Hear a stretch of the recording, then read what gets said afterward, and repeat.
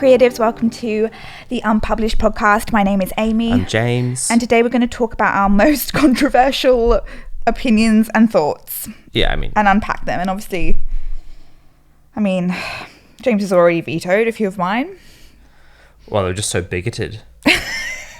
I'm joking. I'm joking. It's also a bit of a cop-out. Like, not really. Like, I don't feel like we have any super controversial opinions. It's small things. And so if you're coming here expecting us to be like, I don't know, what's the worst thing you can think of? I don't want to say anything. But just, you know, this isn't the podcast. So if suddenly we're like the Ben Shapiro show, no, that's not going to happen. It ain't going to happen. Yeah. Right. Do you want to start off, James? Oh, do you want to have a little catch up first and tell the creatives what we're up to at the moment? It's kind of the same as last week, TBH. Yeah, have I told everyone that I've abandoned my third book? No. Well, I haven't abandoned it. I finished the first draft 95%, and I've decided that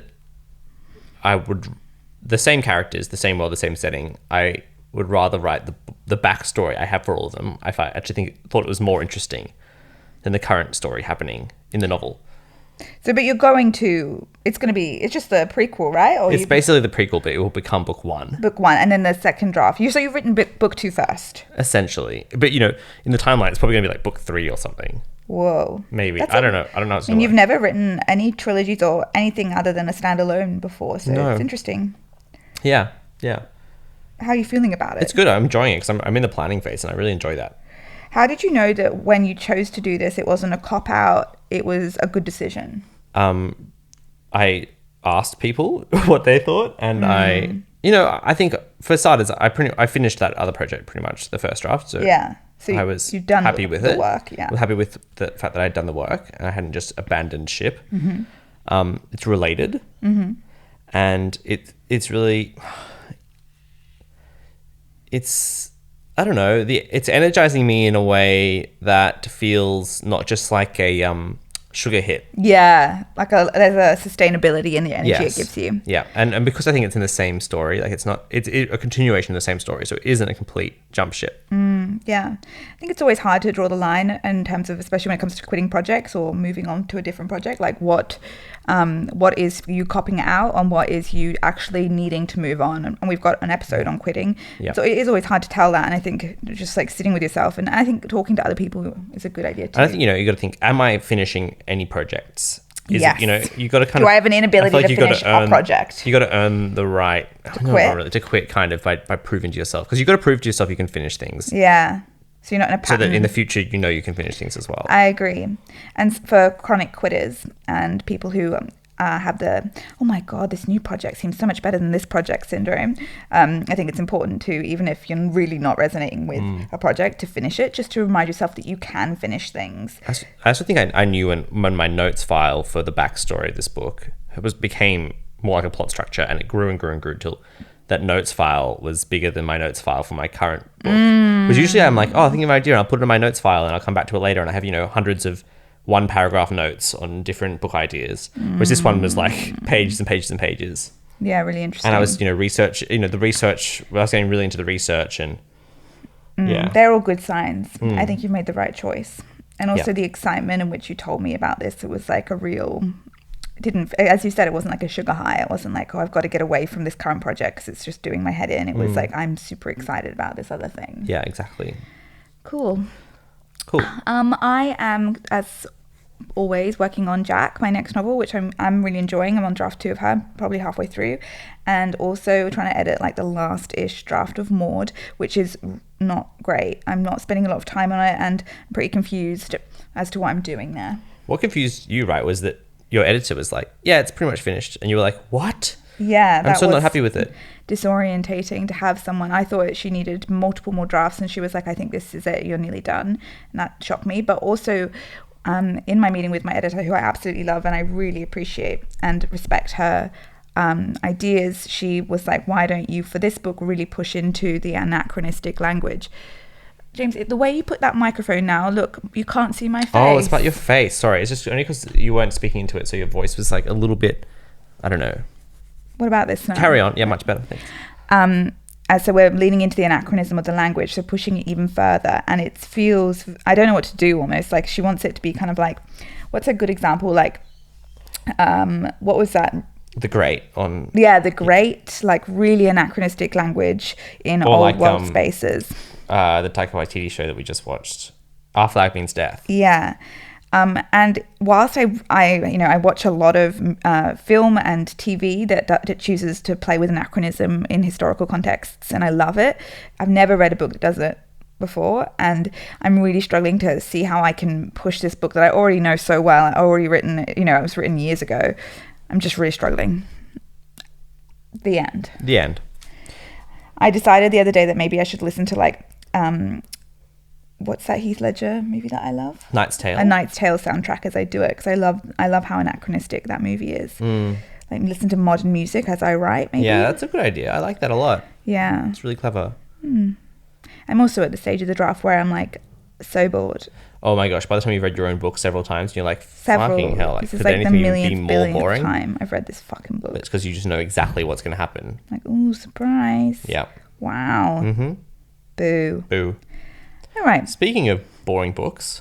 Controversial opinion. The first controversial opinion is that you don't have to finish every book you start. Are we talking about reading or writing here? No, sorry, reading. Ooh. You don't have to finish every book you start reading, or every film or TV series you start watching. I think people, and I'm just coming around to this because I used to be someone who like gritted through and finished stuff a bit more out of duty. But I was just saying to Amy today, I've got maybe 5 or 6 books in my Audible library, all at half finished, and I just cannot bring myself to finish them. And I'm like, I'm just going to have to let go.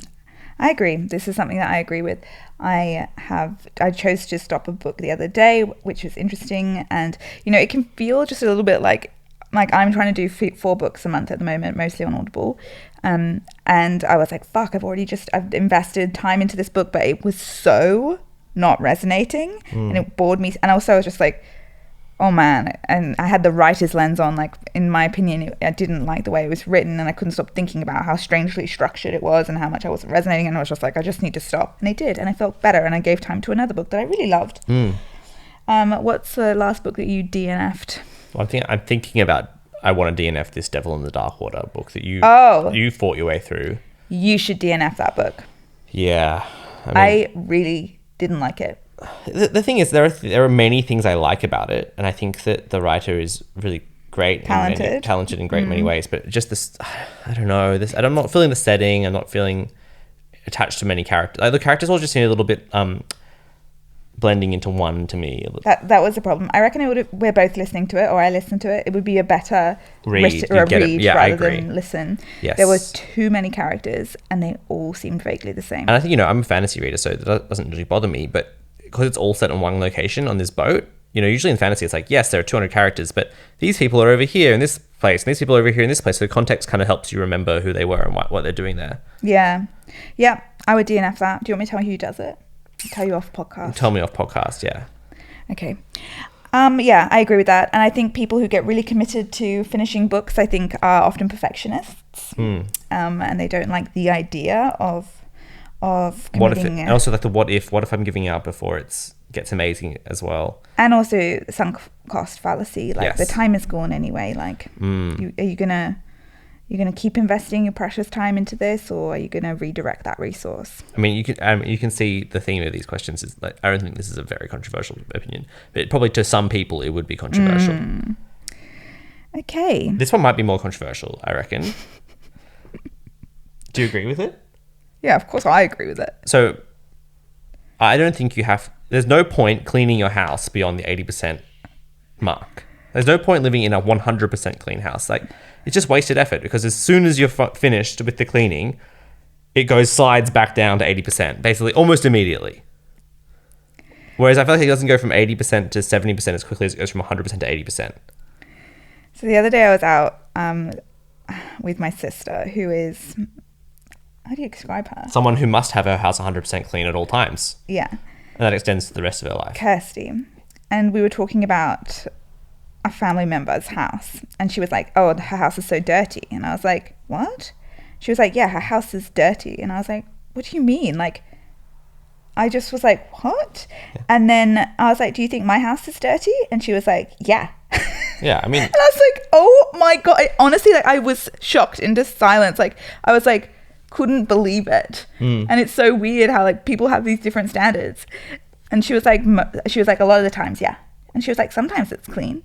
And I was like, oh my God. I mean, I'm just looking now, you know, there's a mask on the floor over there, just sitting on the floor. Oh my God, don't drop us in. A couple of tissues. No, there's not. Not tissue, so they're like receipts on the ground. Not tissue, sorry. Would never be that gross. But, you know, the desk is a bit cluttered. We live in a small space and we're creative. Photo weed on this couch a million times. You did wash it the other day. But would that have really cleaned it, you know? Like, would it have done everything? James, now we seem like filth monsters. But it's true. It's true.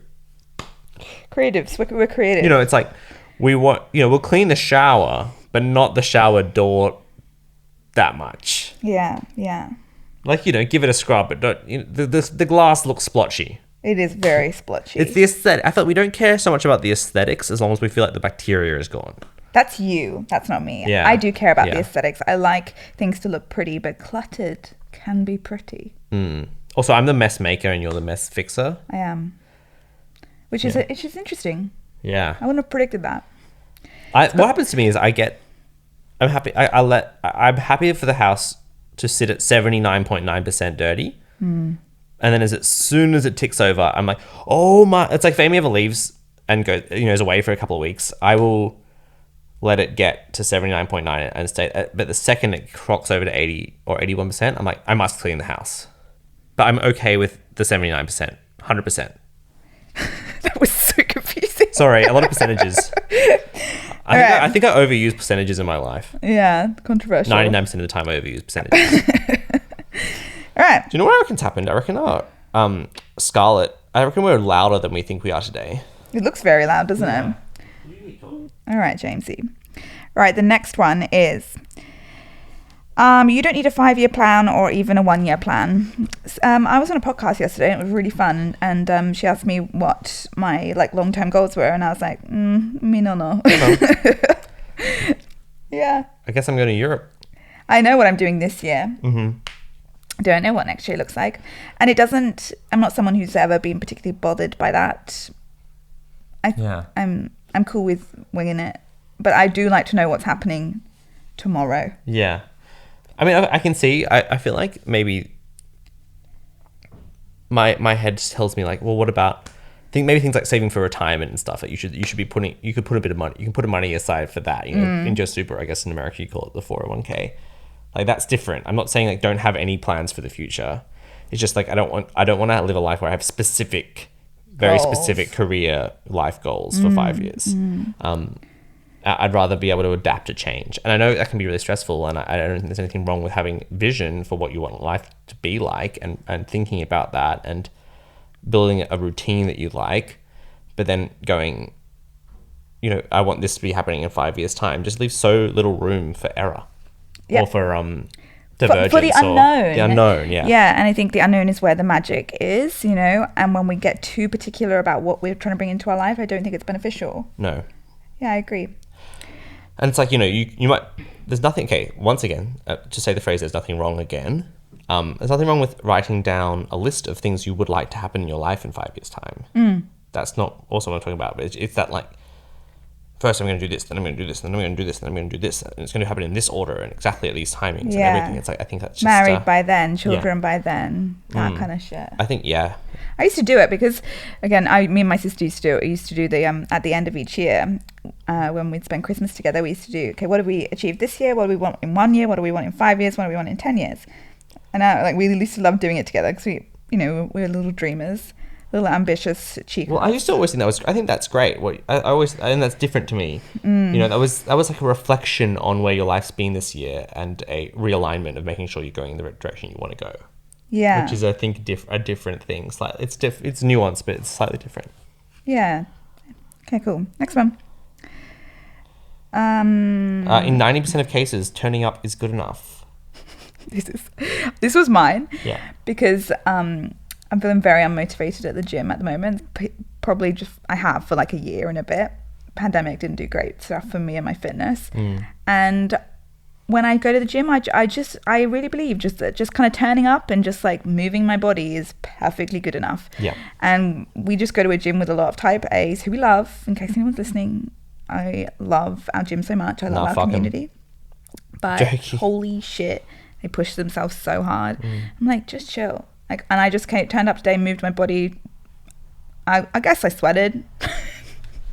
And I'm really proud of myself. Yeah, I'm proud of you too. Thanks. I agree. Yeah, I think, and just thinking about so many things, you know, just sitting down at the chair and writing for 10 minutes is good enough. Just, you know, it's so hard to think of examples off the top of my head. You know, just sitting down with the intention to read and not getting distracted by your phone is good enough. Yeah. Just showing up. Cool. Next. We spend too much money on food and that's okay.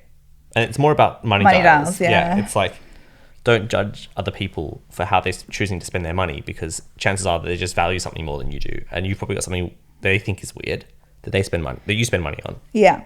Yeah. We're very quick to judge. I used to have a friend who would spend so much money on designer items. And because that's just not me at all, it really shocked me. But then and I probably in some cases judged, and it's just so unreasonable. Like, if you look at the way we spend money on food, we do the exact same thing. Like, we all have our different money dials, and we need to respect that everyone's allowed to spend the money in the way that they desire to. And it's just like, back off. Let people indulge in the way they wish to indulge. Yeah. I mean, I guess that's not that controversial, is it? No. Is it? Maybe it is. I think, we're so quick to judge people for their money decisions. Maybe that's the thing, is maybe it's not controversial to say don't judge people, but I think it's, in the way it's controversial is that it's maybe something that people don't think about, is the fact that they are overly judgmental about other people's money habits. I just thought of a new one. Yeah. We spend like all our time together, and I don't think it's a bad thing. No, I agree. People say, you should make sure you find space from each other. Maybe that's true for some people, but I feel like in our relationship, it's fine. We just function very well spending most of our time together. Obviously, like, we are both introverted, and like, we'll sit by ourselves in the same house. We're not chatting the whole time. No, but we go to the gym together. We just do everything together. And we don't care if the other person does go out. Yeah. Unless it's to Dungeons and Dragons and I'm going to be home care. late. And then Amy just more is concerned that I'm going to be home late and wake her up. Which is fair enough. Because you're Mr. Stompy. I am too loud. That's true. So that's my next one. Yeah, I do think... You want... You're about to tell me you want more time alone? No. I think that the key is that we're allowed to spend time alone whenever we want. Yeah. And if you want space, you're allowed to have as much space as you want. And we're never going to deny the other person as much space as they want. Yeah, no, of course not. And it just happens to be that we really like spending time with each other. Yeah. Because we're so cute. So cute. We are so cute. What's the next one? Cartoons and video games aren't bad for you or a waste of time. Go for your life, James. Okay. All right. I mean, I think especially video games for me is people just think, such and such is spending way too much time gaming, or, people think their children spend too much time playing video games. And sure, there are some, too much of anything is a bad thing, but I really do feel like video games are so interactive. They're so creative. Like, you are actively involved in this story. You're actively creating this story, especially I don't want to judge people who play massive multiplayer games. I don't really have much familiarity with them, so I don't know about them. But single player games, which I like, I never come away from playing a game and feel like I've wasted my time. I frequently come away from social media feeling like I've wasted my time. But video games, I'm always like, wow, that was a really great use of my time. Because I'm usually problem solving, I'm usually actively thinking about something, I'm usually developing a skill of some kind, which is just a great way to consume media. It's the most active way to consume media. The only thing I feel better doing media-wise is reading a book. Yeah. And I think that's just because it's so peaceful and so relaxing. Yeah, interesting. All right, baby, you sold it. Yeah, there you go. Okay, NFTs are not a scam. I mean, I think... Some are NFTs. Oh, I think like 99% of them are. But I don't think as a concept they are inherently a scam. I think it's like many of the use cases we've had so far for NFTs suck, and we'll laugh at them justifiably, and in the future we'll see them as really dumb. But I think that in 5 years' time, I wouldn't be surprised. I don't think this is certain, but I wouldn't be surprised if there are some really cool, interesting, good use cases for NFTs proliferating in 4 or 5 years' time. Once we've solved the shit part, or even 10 years' time, maybe. But I don't think inherently there's anything scammy about them. Yeah. Cool. Yeah, there's nothing inherently trying to scam you. No, there are ways you can inherently use them to be shitty and scammy, but there's ways you can use everything to be shitty and scammy. Yes, exactly. And I think that because of the newness of it, people took advantage of that. Yeah. And that's obviously reprehensible and bad and immoral, but I don't think that it's... Well, I don't think we should judge the technology based on this initial shitty period. Yeah, great. Okay. You can talk about projects before you've finished them. Mm-hmm. So just before we jumped on, I saw that Ryan Holiday had said that was one of his top rules. Don't talk about projects until you finish them. And I've heard this a few times before, and I just disagree. You've got to be careful with who you talk to, and you've got to make sure that there's, a relationship there of trust, because talking about unfinished projects is really vulnerable. But I just don't see why not. Especially if you want to. I think, and we were talking about this in the car this morning, when we say we wish that our friends would ask us about our work, I don't necessarily want someone to ask me specifics about my book. I don't want people to say, how is your book going? I want people just to be interested and engaged in the fact that the way we choose to spend our time is legitimate. But, I mean, sorry, this is sort of hijacking the question a little bit and isn't super related. But I guess the point is that it's up to you when you choose to share your work, and whenever you want to share your work. I don't think there's anything bad about that. But it's just someone else should be careful about asking you about a project that isn't finished. But if you want to share about your project that isn't finished, that's fine. Yes. Yeah, maybe we need to be more gentle with asking artists about projects they're not done with, but if they allow it and they choose to, then I don't think that's necessarily a bad thing at all. Yeah. Like Patrick Rothfuss. Poor guy. He gets freaking harassed every day by hundreds of people about that unfinished book. And it's interesting. Poor Pat. So, because obviously sharing your journey is a huge part of what you do. That's true, and I just have always enjoyed being witnessed within the journey, and I found it very helpful, because I think for a lot of us, it's all very well for Ryan Halliday. Fuck, I can never say his name right, whatever. It's because of your year 12 English teacher, right? Was Mrs. Halliday. Yeah. Is that what it gets? And maybe. Yeah. He knows that he's going to get to connect with his art at the end of it, because he's got, great book deals and he's famous. But for a lot of us at the beginning of our journeys, we don't have that guarantee, and it can feel very lonely. So being able to feel the tangibility, if that's the word, of our projects as we create them can be really important. Otherwise, it can feel like you're kind of doing nothing, or you're creating in a vacuum. That's certainly how I felt for a very long time. And so being witness in the process and being able to articulate process and be able to share about projects that aren't finished yet was very important to me, to feel like I was actually doing something. Did he give a reason why you're not supposed to share? No, dude just full on slapped it out. This is the problem when people get that level, is they become this guru status, is they just make pronouncements and they never have to argue anything from first principles anymore. And you're like, just don't just say authoritative man thing. Prove it to me. And maybe he's thinking it about in terms of protecting it, or being ambiguous, or I don't know, dudes. I like him, but he's got issues. Definitely like him, but I think there's just sometimes he can go on that. What's that story of someone sending him a really heartfelt text and he just sent back NP? Yeah, NP, no problem. Yeah, bit of a douche, but I wish to be friends with him. Yeah. Okay, and the last one here is starting a business is less risky than working for someone else. Yeah, I mean, I think this is genuinely controversial, and I don't know if I 100% believe myself here, but I think that obviously depending on your situation in life, I just want to make that very clear.